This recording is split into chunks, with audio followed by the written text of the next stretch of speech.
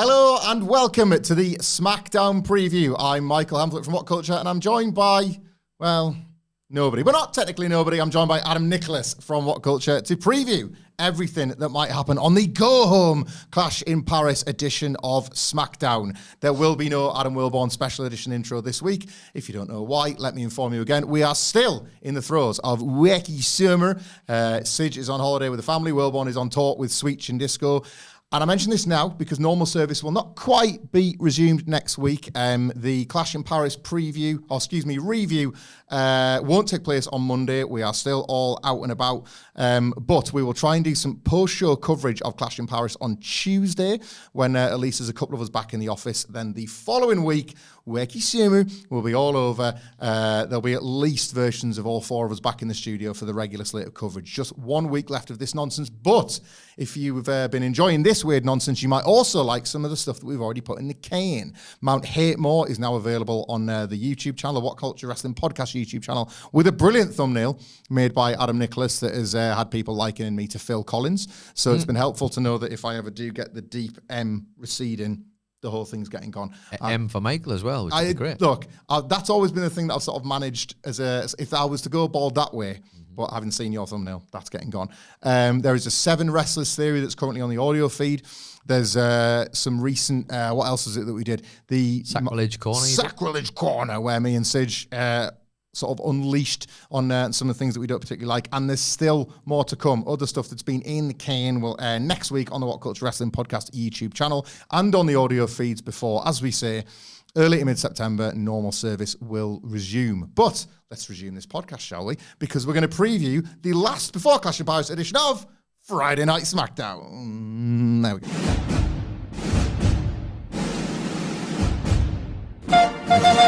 Keep this on. I'll just look elsewhere.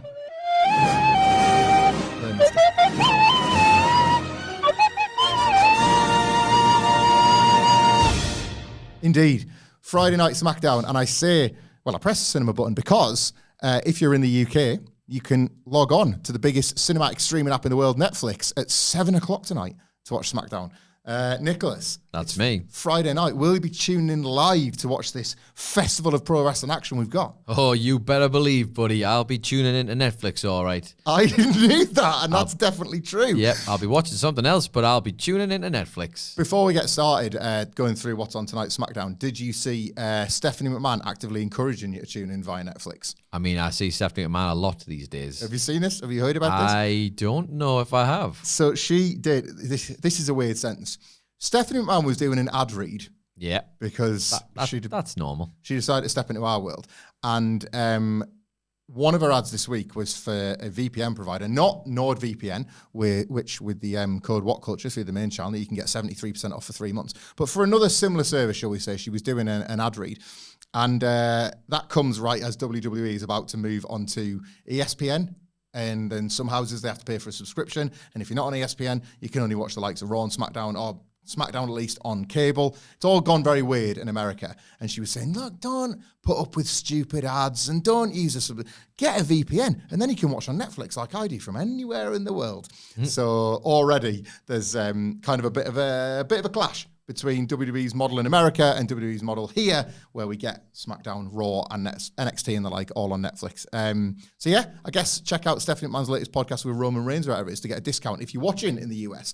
If you're watching in Europe or the UK, you can indeed tune in at tea time tonight for SmackDown, where we will be coming from the LDLC Arena in Lyon. What we got there? LDLC. We had What does LDLC stand for? I'll Google that. No, I don't mean like actually. Don't waste your time doing that. What? So like, what's? I just figured you'd have some witticism.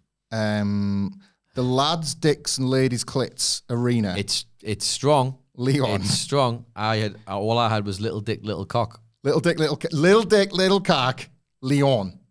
Little dick, le dick, le cock. Pick your favorite genitalia arena, Lyon. It's good, and that's exactly how they would have intended it, right? And look, maybe if people are kissing over there, it's French kissing, so they're necking on. So Have we covered that? That's the sex talk in the arena. Yep. It's a Clash in Paris Go Home show. It's Leon. French crowds have developed quite the reputation over the last few years, so this is noteworthy on its own terms. AJ Styles will wrestle Dominic Mysterio on Raw on Monday, but the kind of response that he got, and several others, was unforgettable when we had Backlash fans last year. But also, friend of the channel and friend of ours, I think it's fair to say at this point, Baron Corbin, if you recall, got amazing responses at the French house shows a couple of years before that. So there is an expectation tonight on the audience. And didn't get put on the show. Yeah, that's sucked ass. Maybe Bishop Dyer, now that he's back on the Indies, will one day get a chance to work in his true home nation of France. But yeah, they've got a reputation of being so loud that you can hear them over in Blighty, over in London, Newcastle, England. And they've got quite the card tonight, as is increasingly becoming tradition on these go-home SmackDowns, where the sort of Triple H stubbornness that I kind of support about only having 5 or 6 matches on the main card results in SmackDown filling things out a little bit. And there's 2 title matches subsequently, as well as a number 1 contenders match. Let's start with the probably the biggest of the bunch. The women's tag team titles are on the line tonight, not quite making it onto the PLE, despite being one of the most over acts in the company. Charlotte Flair and Alexa Bliss will defend their tag team titles against the Secret Service, another salute. Piper Niven and Alba Fyre. There's recently been, obviously, a bit of back and forth where Charlotte Flair and Alexa Bliss are now kind of more friends, but Piper Niven was able to get the victory over Charlotte Flair in what was scanned as quite a big singles match, but ultimately is in service of this one. Chelsea Green has been making sojourns to NXT with Ethan Page doing a pro-Canada, Team Canada type thing to go along with his Canadianification of the North American title. Presumably, she will be back ringside with the Secret Service tonight. Do you forecast a title change, Nicholas? It's early doors. It is. It's early doors. It is. I'm going to say no. Yeah. But at the same time, WWE are famous for getting bored very quickly of stuff, and maybe the implosion is always something they're thinking about, isn't it? Well, with Charlotte Flair and Alexa Bliss, they've got ultimately what they were able to tease and never deliver. And I don't mean that as a criticism, with Fraxium on NXT, who... Never deliver yet. Of course. They still haven't delivered it yet. Fraxium being, of course, what have I thrown myself into here? He's going for it. I like the confidence, though. Fraxium, of course, Nicholas, as well we know, being... You got it. Ladies and gentlemen, come on, man. You're watching professionalism. Fraxium, of course, being... which order round does he do this? Axiom. And I just cannot remember the other name. This was a great idea when it started. This is a terrible idea. What on earth is he called that button? Because it's not that one. No, it's not. Well, that's what I'm feeling. That's how you are coming across. It's not that one, and this is rapidly declining to being a circus. Yeah.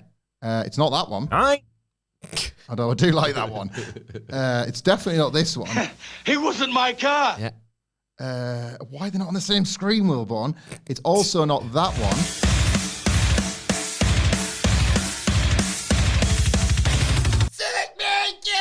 Good lad. Because that's... Shut up, Seth. That is... we don't want to confuse Seth Rollins with the man that obviously he has mentored. That being, of course, Nathan Frazier. When I'm cleaning windows. Wow.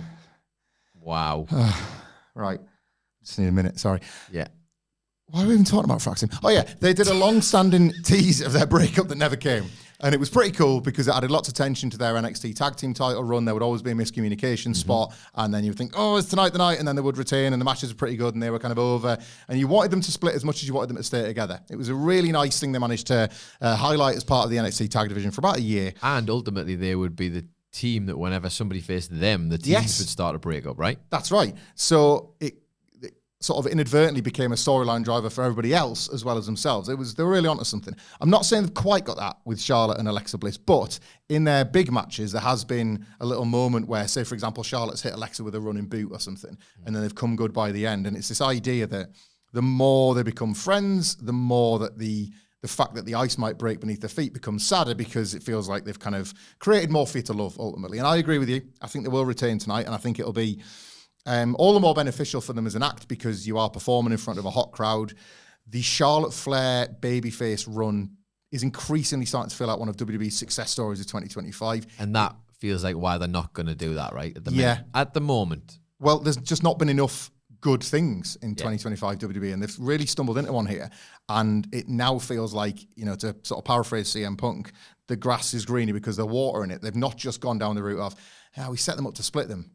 So come on, can we get around to the split? Well, no, actually. Let's get more out of this than we ever thought we could. Let's maximize this. The Chelsea Green Ethan Page thing would get good heat. There has been, we aggregated it on the news today, myself and Murray, that there has been reporting that WWE are considering moving the act wholesale from NXT to SmackDown. SmackDown could certainly benefit from an Ethan Page, not just as part of the roster, but with the act that he's gotten over on NXT. There is not enough juice and energy on SmackDown of late. I think that's why we're going to talk about somebody else that's recently moved to that brand shortly.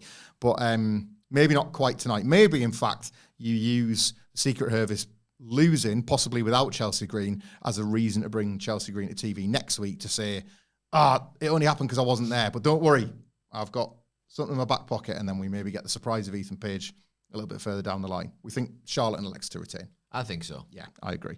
Because it's a miracle that they've managed to get the Charlotte Flair babyface stuff happening. Yes. I don't think they'd be smart to get rid of that just yet. Now, with one title not likely to change hands, does that mean that another could? Because also on the line tonight is the United States Championship. Bit of a podcast favourite, Solo Sikoa. Sometimes in spite of what happens when the bell rings. A bit of who? What's his name, sorry? Solo Sikoa. Thank you. We love him because he's rubbish, not because he promises quality, and I would extend that out to all of the MFTs. But he's defending the title tonight against recent SmackDown roster member Sami Zayn. Obviously, Sami Zayn, as a member of the original bloodline, has linked arms with Big Jim and Jacob Fatu. However, we have fantasy booked his possible Royal Rumble win in January and a potential run at maybe Seth Rollins' World Heavyweight title at WrestleMania. So to put a secondary title on him now might not be the smartest thing if you're wanting people to get in the headspace that he's now on that world title tier. And subsequently, it might help Solo Sikoa get a bit of credibility as a defending champion. Counterpoint, they're in France. They are in France. Sami Zayn, I understand that Quebecois is slightly different to actual in France French. I don't know what you would even call that. But just French. Sami Zayn knows his onions French-wise. He could easily sort of develop that rapport with the French crowd. He could speak the language just enough to be able to give that feeling of another home. Again, like we talk about AJ Styles, Baron Corbin, like a hometown flavour to this. Could they just strap him up for the sake of that moment, capital M, that big pop? You could rematch it. You could have Sami Zayn, I've made to SmackDown and I've been justified and vindicated by my decision. Only to flip it in one of the many opportunities WWE have to run another show, whether it be a Saturday Night's Main Event, whether it be another one of the PLEs, whatever the bloody hell they feel the need to run up against AEW every single month. There are going to be opportunities, if Sami was to win for the moment, for Solo to win it back for the story. Is there any chance of that? Or do you think that this is an opportunity for Solo Sikoa to kind of get a big win for this title reign? It's one of those where when they're doing these shows that they're trying to make feel bigger, right? That's it. That's the end goal. And one way to do that is to feel like something happened on the show in canon that was relevant. Mm-hmm. Sami Zayn winning the belt from Solo Sikoa would be justified for his very obvious personal life decisions, which was to go to the Newcastle United game and support Newcastle. So I think he should be rewarded for that with the title, and it would make everyone happy in the arena. Like you said, there's loads of opportunities there. Yeah. Like to do stories with Sami. And you say establish him as a United States champion tier wrestler. I would say, is there anything wrong with establishing him as a winner? Winner, chicken dinner. Get that in the heads of people. This man can hold gold. It's still a long old way till the Rumble. True, yeah. Get that in people's heads. Make him feel more like a guy who's on the ascendancy. I am going to go with optimism for this. They do that thing, don't they, as well, where they ask a lot of the audience when it comes to believing in splitting, moving to a different show. I have spent too long on too many podcasts, but Sidge isn't here, shut me down, so I'm going to do it again. Putting over the Jey Uso move to Raw in 2023 for what it did, not just for Jey Uso, but a million other people, and look where we were at earlier this year. Effectively, that move in 2023 carried him all the way to winning the world title at WrestleMania in 2025. they do ask a lot of you to kind of pick and choose when the brand split means anything, and when wrestling on a Friday with blue ropes is that different to wrestling on a Monday with red ones. But when you buy the wrestler enough, you actually buy that making sense. Sami Zayn is one of those guys that you can see thinking, I needed to get away from there because I need a clear head. Seth Rollins was kicking my ass with his new stable. I like hanging out with Big Jim again. I'm just a bit more chilled, and I'm better than Solo Sikoa, and I've got it done because the environment around me is more supportive. He's one of those wrestlers that you can definitely believe that of. And to your point, like one of those few as well, you can win a title and lose a title, and it actually play into that. Oh, well, if I've lost that, what chance have I got to win the Rumble? You're right, there is time. There's time. Yeah, do you know what? I've come more around to being less cynical about this. And I do believe, I feel like I'm mopping the tide a little bit, but I kind of still think there is something to the, like the sugar rush of a live crowd moment to bring them back for next time. Yeah. Like you are telling somebody, I know you only got TV, but if you turned up the last time, you would have seen a title change. It's a Triple H, Paul Levesque speciality, this, isn't it? Yeah. Where it's give them something. I always, will always, and I'll just kind of keep saying always, apparently, think of Lowell, Massachusetts. Lowell.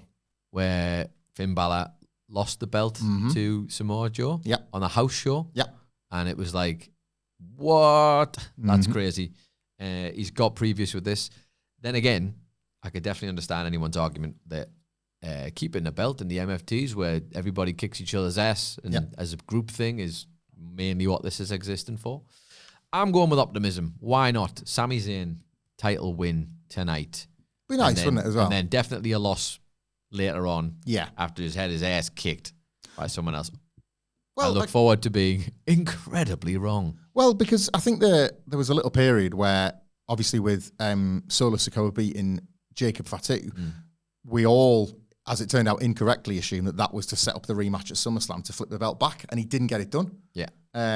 So the fact that Jacob Fatu was lost but not suffered as a result of that means that maybe the job's done with him as a United States steward. Maybe now WWE are looking past that for Jacob Fatu. Well, Sami Zayn is somebody, as we've said, so crucial to WWE as this utility player in that he has been, well, he's held every title but the top ones. So you've always preserved that and you've always protected that. But there are very few wrestlers that can lose and turn it round like Sami Zayn. It's why WWE is, and it's unfortunate to say this in 2025, gone back to Debbie Deeks and gone back to shortcuts rather than simply allowing wrestlers to win and lose and then suffering the consequences. Sami Zayn is a nice rule-proven exception, which I think is why historically it's easier to predict that he lose than win. I look at Gunther at WrestleMania 40. If you look at that story now, it's hard to imagine a scenario where Sami Zayn would lose, and yet plenty of people would have backed Gunther to get it done. Plenty of people did. So yeah, I'm going with you. I think it's nice to think about Sami Zayn being the United States champion and the MFTs needing to maybe they need to regroup, and that's what brings Tama Tonga back into the fold, for example. Yeah. Something like that. Either way, win or lose, as long as Sami dances and does weird stuff with Jacob Fatu. Sorry, Jacob Fatu. Then I'll be happy. I need a minute with that. You referenced earlier this week that Sami Zayn, for his sins, attended what a lot of people I've seen calling out one of the great Premier League clashes, not for the first time, between Newcastle and Liverpool, with Pac, which was a nice moment of two friends crossing the wrestling divide as mates, etc. United by Newcastle. Don't love it. United by United, Michael. Don't love it. However, what I did love, and then you hoisted by my own petard, was the clips that have been doing around of the baby faces being just guys being dudes on the house show loop. It's made me really miss house show loops, actually. I'm sure a lot of wrestlers' bodies might disagree with that. But every night this week, WWE has been in like a different, it's mostly been United Kingdom, but I think now obviously they're traveling to Europe, in a different town for a house show.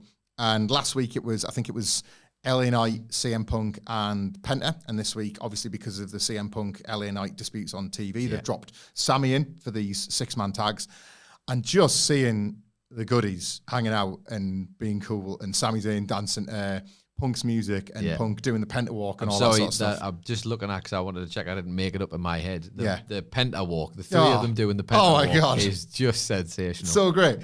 it's a reminder of obviously what wrestlers can and should be able to get up to on house shows. But it's a reminder to me as well of like, I tweeted words to this effect, so apologies if you've seen this and are already bored of the take. But it's really pissed me off how, and I think it serves to illustrate where WWE has gone a bit wrong in 2025. Because look at those babyfaces. If you haven't seen the tweets already, go and find them. Search any of the three of the names, Punk, Penta, Sami, and you'll find the likes of Sami just rocking out as CM Punk comes to the ring. There's one where Punk mimics AJ Lee's skip around the ring, and Sami and Penta are dancing in the middle of it. And I was like, well, that's the best thing I've ever seen. But yeah, the Penta walk, whatever, they're all mega over. They're all like being themselves for a live crowd that are just loving what they're seeing. This is not being replicated on WWE TV at the moment. The heroes are not permitted to be heroes enough. Roman Reigns on Monday on Raw name-checked Cody Rhodes, and he got boos. Cody Rhodes got some boos, and that's not the first time that's happened this year. Thank you very much, Dwayne, because of whether it be Cody being positioned up against John Cena in a town where they just want to see John Cena, or where Cody's had to do or say things that have maybe not quite aligned with what we know of the American Nightmare character. Raw has been leaning on non-finishes or the vision coming out for a beatdown to end the show week after week after week after week. There is a version of the WWE mega over babyface still happening, but apparently it's just happening at the dark matches and at the house shows. So give us a version of that tonight and belt up Sami Zayn. Injected a bit. Yeah, that I think is so desperately missing from WWE TV at the moment. There was a time in 2023 as WWE roared back into form that the Evil Empire, the Fed, felt like a babyface territory. Like they need to get back to that, I think. They probably won't do that in a match with title implications on tonight's SmackDown, because it's a number one contenders tag team match for the tag team titles. But neither side really are massively over babyfaces currently. You've got the Street Profits, who should get a big response, and Montez Ford has got the solo cut back, and the Actor's got B-Fab back, and they are good guys, but this tag division has kind of made heels out of everybody. They're taking on Melo Don't Miz, the Miz and Carmelo Hayes, the team that, of course, are awesome, who have been reunited after the Miz's random disappearance to go and do Gladiators. And then, do you remember the speculation in the summer when he might have been leaving? Yeah. After the R-Truth thing. Stuff. Yeah. That's a point, actually, tonight. I'm going to Google in a second if there's another Leon in America, because R-Truth last week went to Dublin, Texas or something, didn't he? So if there's another Leon, expect a video message from R-Truth where he's travelled to the wrong Leon. There is a Leon, Mississippi. Leon, Mississippi, you heard it here. Hang on. There is Deep Law. Nicholas has a button for that. Deep Law Corner. No, hang on. We need the more dramatic heft. Yeah, do it again. Deep Law Corner. Thank you. R-Truth being stupid, I think, has something to do with Mississippi. Or maybe I'm stupid. Maybe you're stupid. Because he was doing What's Up and everything was great, right? But he got the town name wrong, or he got the state name wrong, right? And I think they were in like Michael Cole rips R-Truth for forgetting what town he's in. Okay. Yes, I've got it. So, where did you say Leon was? It's in Leon is a town in Coahoma County in Mississippi. Right, great. Apologies for that pronunciation of Coahoma, if that's not correct. I think my point is completely irrelevant, because Milwaukee... Use at 11. That's good stuff. It is good stuff. Yeah, forget everything I've said. Because R-Truth once said that they were in Green Bay. What's up, Green Bay? And Michael Cole was like, you stupid idiot, we're in Milwaukee. We're not in Green Bay. And then R-Truth became stupid for the next 15 years and counting. Just like that. Just like that. That's it. R-Truth's thick. That's the gimmick now, because he got a town wrong once in a promo, and it completely transformed the trajectory of the rest of his career. And I was going to try and tie that into him getting in the wrong Leon, but I've got the wrong state too. So I'm just as bad / good as R-Truth. Yeah. Join in for Hamflett Gets America Wrong next week on the SmackDown Preview. So I think Sidge is on it next week, you know. Is he? I think Wilborn's still off. I think he might still be on tour, or he might still be on holiday. Wacky Sumer. So it might be me and Sidge on SmackDown Preview next week. Tune in next week to find out. But yes, anyway, that's given us enough killing time, because there isn't much to say about Melo Don't Miz versus Street Profits. They're going to be fighting for number one contender shot at the Wyatt 6. to tie this back to what we were just talking about, there were rumours last week of a nightmare programme between the MFTs and the Wyatt Six down the line. Who would want to watch that? Which might be why you could take the title off Solo Sikoa. But elsewhere, The Miz and Carmelo Hayes are either not long for this world. We've seen a little bit of tension between the two. Carmelo Hayes is looking increasingly frustrated with The Miz, but they're winning. The Miz took the tag last week and they got the win for the team, but Carmelo Hayes felt a little bit aggrieved that he wasn't trusted by The Miz, I guess, to get it done. Do they beat the Street Profits this week to get that one more rung up the ladder, and it's when they actually fight for the titles that they lose, or does the split happen here in Lyon? It's a tough one. I would imagine they've been leaning into this getting the job done, even though they're not quite on the same page thing, which kind of sucks for the Street Profits, because this feels like that would feel like another rung of, well, I thought it was happening for you, and it's somehow still not kind of happening for you guys. Yeah. But I could see them doing it. I could see those two getting the win, Miz getting the pin again, Carmelo Hayes being like, God, he's done it again. Oh, buddy. Yeah. And then ultimately, I think you may be onto something there with the eventually when they get the belts or go to get a shot at the belts, they don't get it done. And then it's the inevitable implosion. Well, that's it. That's coming, isn't it? They defeated the Motor City Machine Guns, I think it was, who, to their immense credit, if you haven't seen it, go and have a look at Chris Sabin's X. I've quote tweeted it as well on my own, at Michael Hamflett.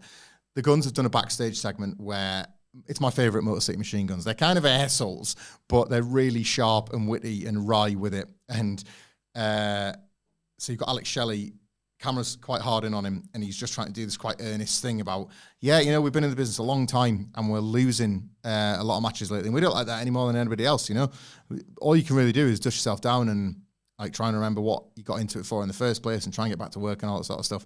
And then it comes to Chris Sabin, he's just like really sagely, yeah, he's right, man. This is how it goes sometimes. He just happens to be wearing chainmail like Scott Steiner all around his face. I think it might extend to his actual entire top, but they are deadpanning the whole thing. And I have to believe the Guns, the real Guns, the ones that will call you worse while they're pointing at the hand and punching you, might be turning heel. This SmackDown Tag Division has seen a heel turn as maybe the only way to find something. DIY turned heel, became very funny, became cowards, and they've kind of made it work. Johnny Gargano especially. The Wyatts, the sentiment has been erased, and they're now just spooky monsters, and they're villains with it, so they've turned heel.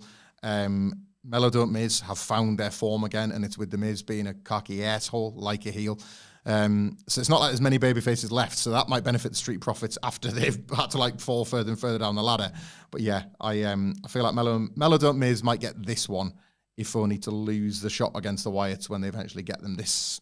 I don't love this cycle. Something needs to be done about the SmackDown Tag Division booking, because it's been the same all year long. Everybody fights everybody else. It's very 50-50. And then about every 3 months, you get chucked in a big stunt match to potentially injure yourself, just to remind WWE that you exist. And then it kind of gives people, that was great. Yeah. Nothing's wrong. And the matches are awesome. But I imagine even the wrestlers would probably like a lot more to work with. Yeah. That's it. And to that point, by the way, there's two more things to cover, but neither might happen. So it's a bit of speculation on both here. There was some news reported by, it was either Dave Meltzer or WrestleVotes, I apologize, I can't remember. We aggregated it today, that Randy Orton versus Drew McIntyre could be added to Clash in Paris. I should note, if you are wanting Clash in Paris preview content, join us live on the WhatCulture Wrestling YouTube channel, podcast YouTube channel for WrestleCulture later on, where myself, Adam Nicholas, and Phil Chambers will run down the card as we know it. And I say as we know it because Drew McIntyre and Randy Orton might be added. Drew McIntyre appeared last week and was RKO'd out of nowhere by Orton in a revenge attack for what Drew did to Cody. Now, we know Cody Rhodes is off this PLE cycle. He's filming Street Fighter, and he's selling the injuries caused by Drew when he did that Claymore through the table. But Randy Orton and Drew McIntyre has twice been a WWE title match on PLEs, will now feature two of the bigger and more prominent stars, and Drew will presumably want some sort of revenge on Orton. If the rumours are true, and they're adding this to Clash in Paris, it's reasonable to assume we can expect a big angle between the two tonight, right? You would like to think so. Yeah. Or something. Whether the angle's big or not. Yeah. We'll have to wait and see, but I would imagine there'll be some interaction, yeah. Drew McIntyre doesn't take these things lightly anymore, nor should his character as well. He'd blow these things off. Randy Orton has RKO'd, he was embarrassed, all that kind of thing. And both as well have a nice link to Cody in that Drew is his clear and present danger, while Randy Orton will definitely try and stay on Cody's good side as long as he can, but you can see sooner or later that's going to burst out of him and he's going to want that title run. I could see that happening around Royal Rumble season as well. It's always there, isn't it? And it's a good thing to keep in the back pocket, much like I imagine Drew McIntyre at this point. Yes. I don't know how familiar you are with Seinfeld, Michael, but there's Not an enough. episode where George Costanza has this gigantic... The whole thing is, why do people have these gigantic wallets full of stuff? Agree. It's a very 90s thing. Mm-hmm. I mean, I imagine wallet sales have plummeted in the last 20 years. Yep. But I imagine Drew McIntyre, whenever I think of him, that he has this wallet that is so packed full of receipts of hatred for all of the things that he's been screwed out of, all of the things he hasn't had. IOUs. And it's like he has to squeeze it into his jean pockets every single day. But he carries it around with him and it wears him down in ways it shouldn't. Mm-hmm. That's how I picture Drew McIntyre. I like that. And eventually he'll get to cash those in. Are you, I think I know this, are you a walletsman to any degree anymore? No, I was a walletsman. Yeah, back me in the too. day. In my younger days. But my mother will tell a story, and as mothers do, they'll tell a story repeatedly as if no one's ever heard it, over and over again. Sorry, ma'am, not that you'll ever watch this. We'll send her the link. We'll send her the link. As a young man, I told her that one day, you're not going to need your wallet.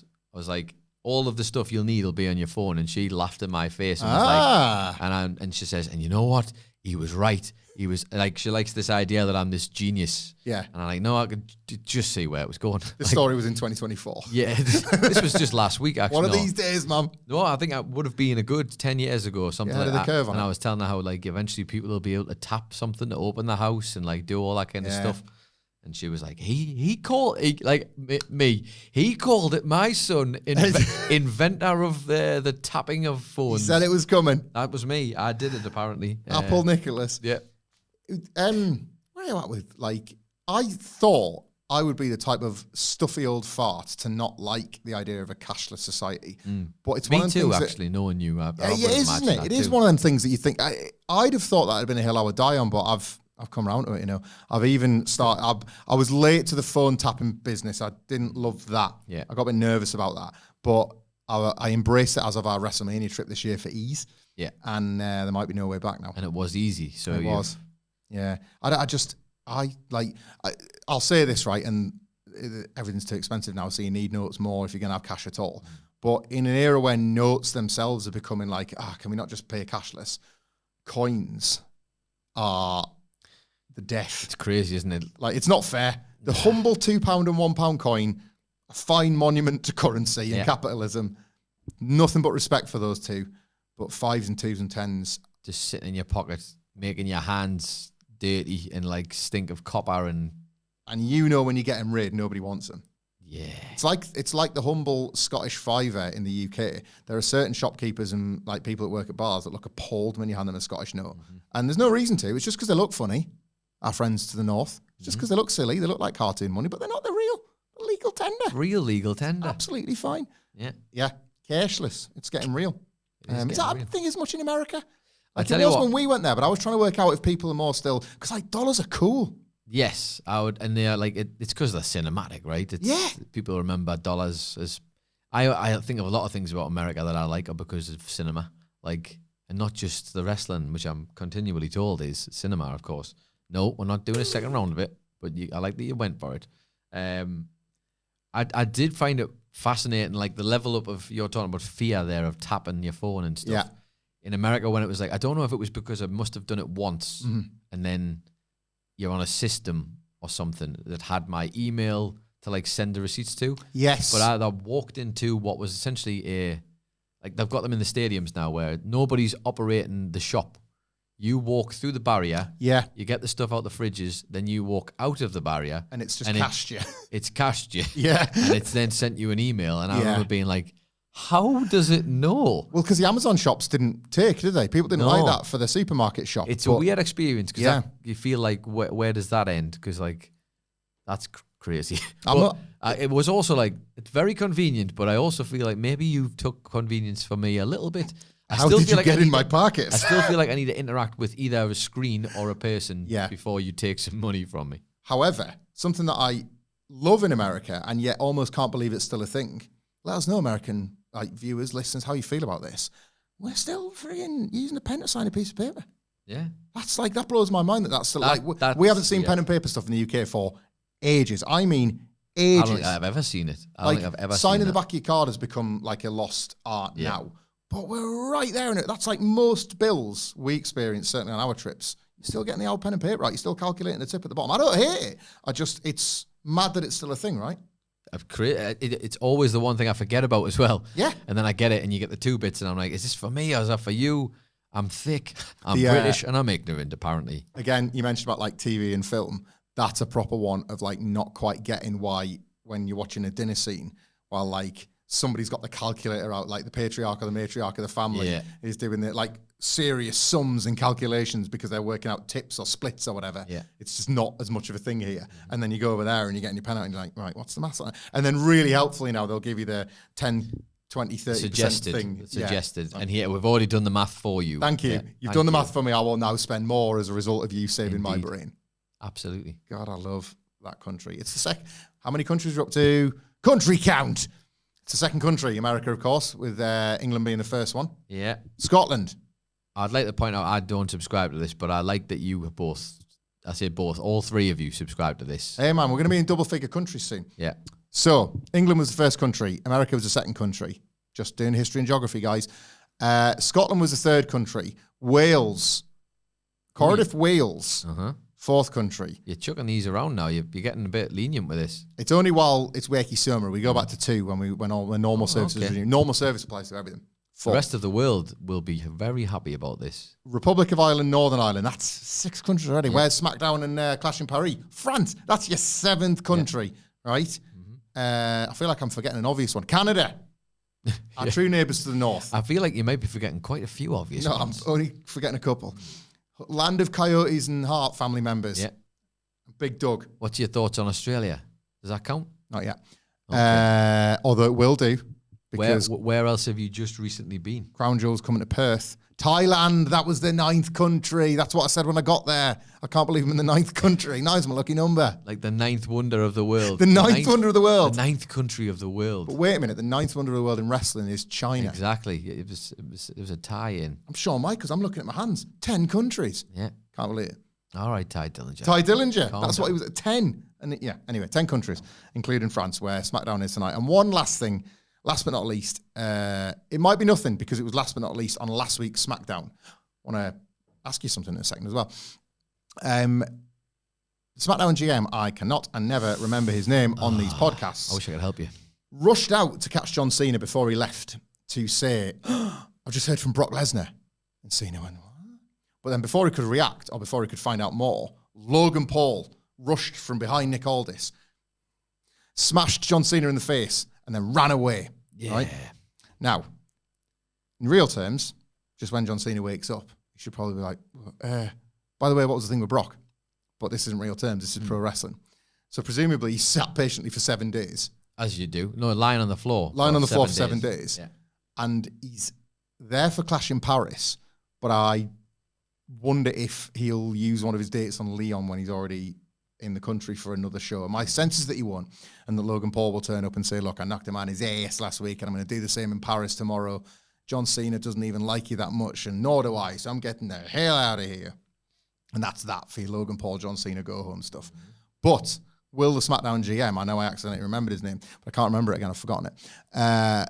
You are a bit of a goldfish. In fact, some people might even call you an old fish on account of you're old. So it's pretty good stuff. So have a bit of that. Eh? That's solid to very good stuff. Yeah. Sid turns 40 in September. I know. I don't know how he's going to cope. So then, like, you're all going to be in your 40s, basically. Kind of. Because, like, that's 2 against 1. So that means... that majority rules. Will Bourne's still the young pup. And he went and got himself a kid, didn't he? He went and knocked his missus up, so that ages you. Yep. His choice. That's how it goes. That's how that goes. That's why I'm the youngest. That's why you will always be the youngest. Yep. Nothing to do with birth certificates, really. Nope. Will the SmackDown GM reveal more, is what I'm asking. I don't want this, but we're getting it. John Cena versus Brock Lesnar has been hotly tipped for WrestlePalooza. Nothing confirmed yet, but WrestlePalooza, I believe, will go head-to-head with All Out. Still can't believe that's a real thing. It's crap. It was crap when ECW did it. It's crap now. Palooza. Do you know what this goes in a list of my little... I've got an ick. Sidge has always got icks. I've got an ick. I don't like WrestlePalooza as a name because I don't like Palooza as a suffix. Yeah. Because it was something that was like very like specific to one... was it Lollapalooza? Yeah. And I just, whatever. Like, I don't like it when it got then used for other things. Do you know what suffix gives me the ick? Is when people do, and this is not a knock to anybody that uses it, I just think it was like so overused before I knew what the original reference was, is when you have something to Electric Boogaloo. Right. I've never, and like, it took me years before I knew what the real reference to that was. You're going to have to tell Phil that because Phil's going to get upset about that. He likes that one, doesn't he? Yeah. And I don't hold it against anybody else that does use it.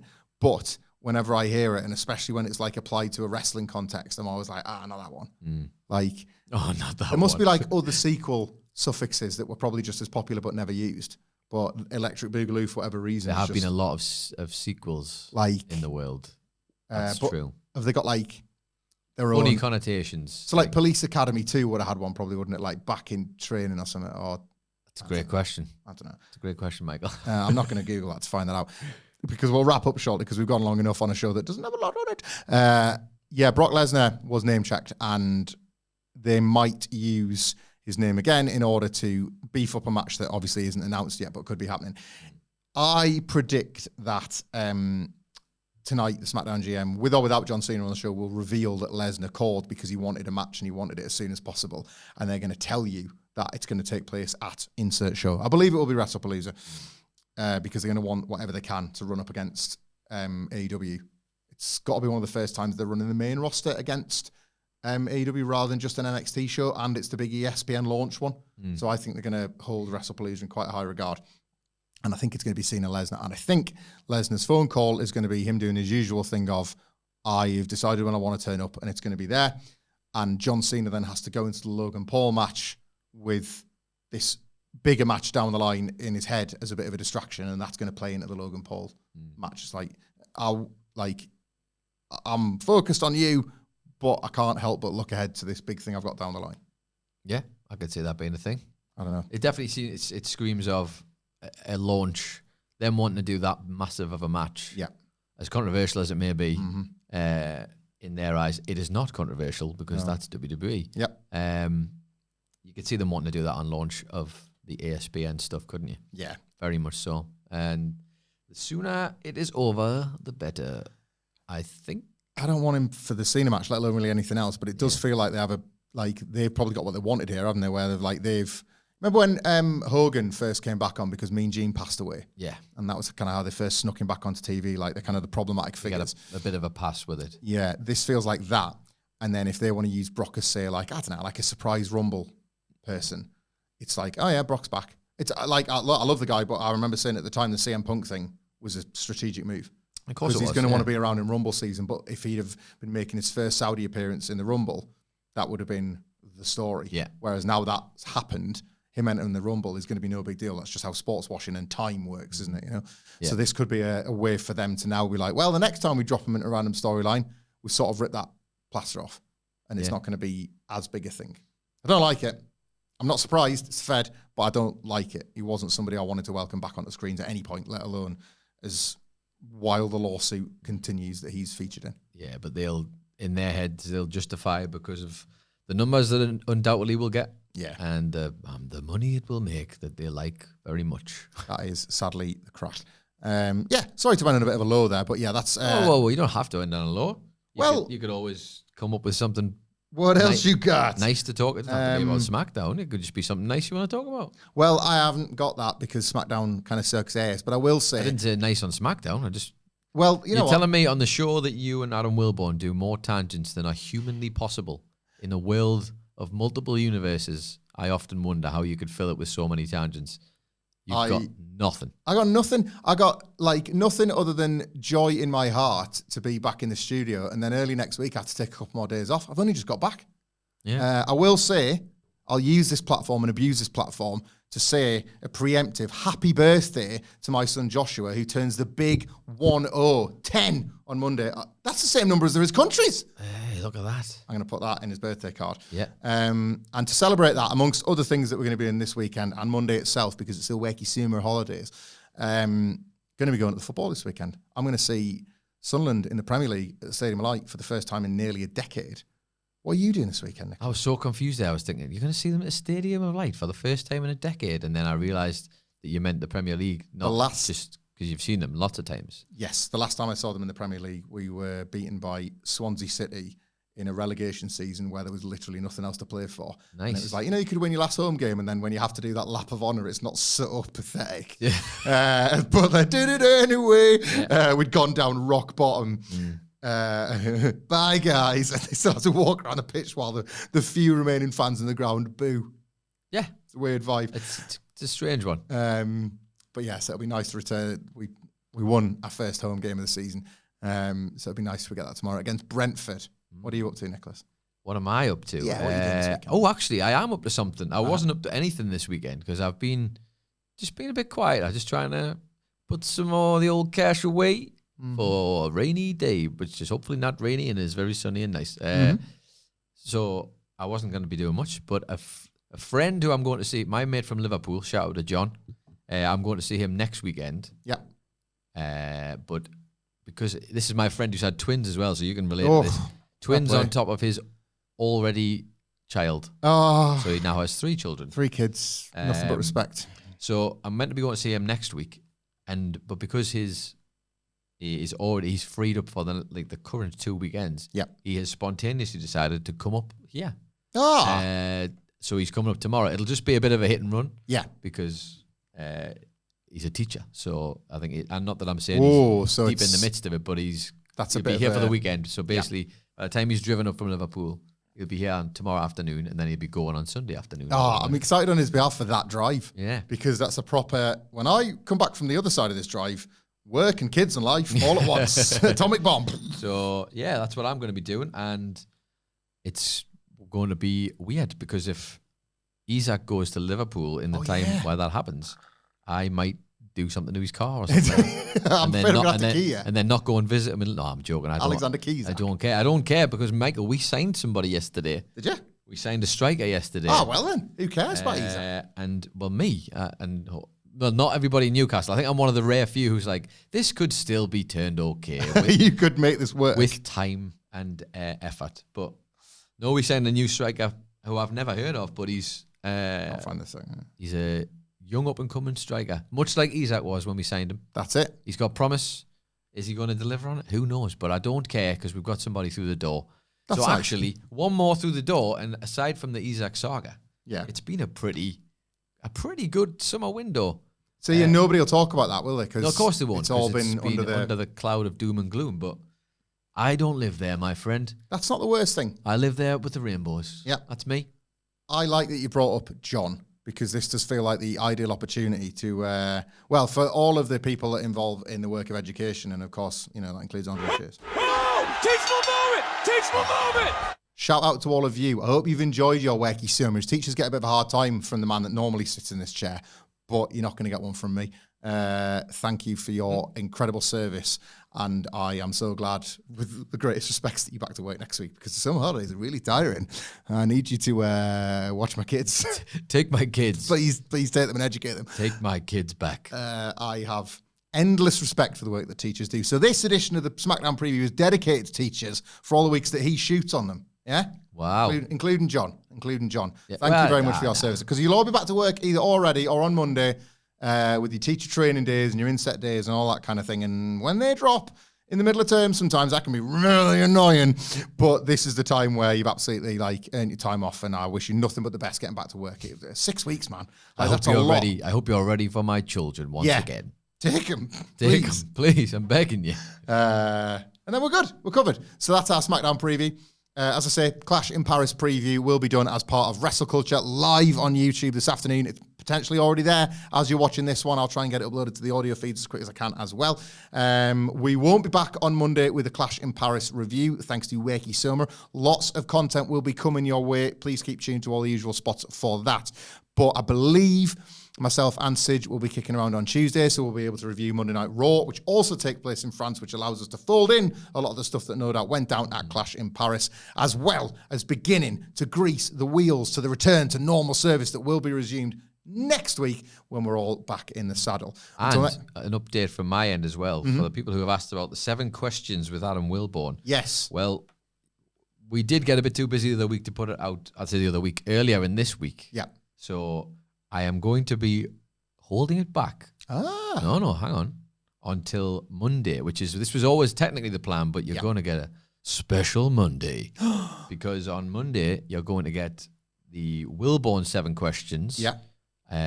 Which will be filling in for, I assume, the absence of all of us or whatever's going on. Yeah. All I've got to schedule that tells me where stuff's going. Yes. But we'll also be dropping another 7 wrestlers with another person from WhatCulture, and it's not who you think. Oh my God. Oh my God. Stay tuned for that. It might not be Bank Holiday Monday, but it's Wank Holiday Monday if you enjoy WhatCulture Wrestling content. So it will be double 7 wrestlers theory. One with Wilborn and one with another person from the WhatCulture office. Well, I cannot wait to Is hear it, who what, that... is it Bank Holiday yet? No, it's Monday, not. I was going to say. That was this week. It's already happened. Just wanted to make the vulgar joke. That's okay, fair enough.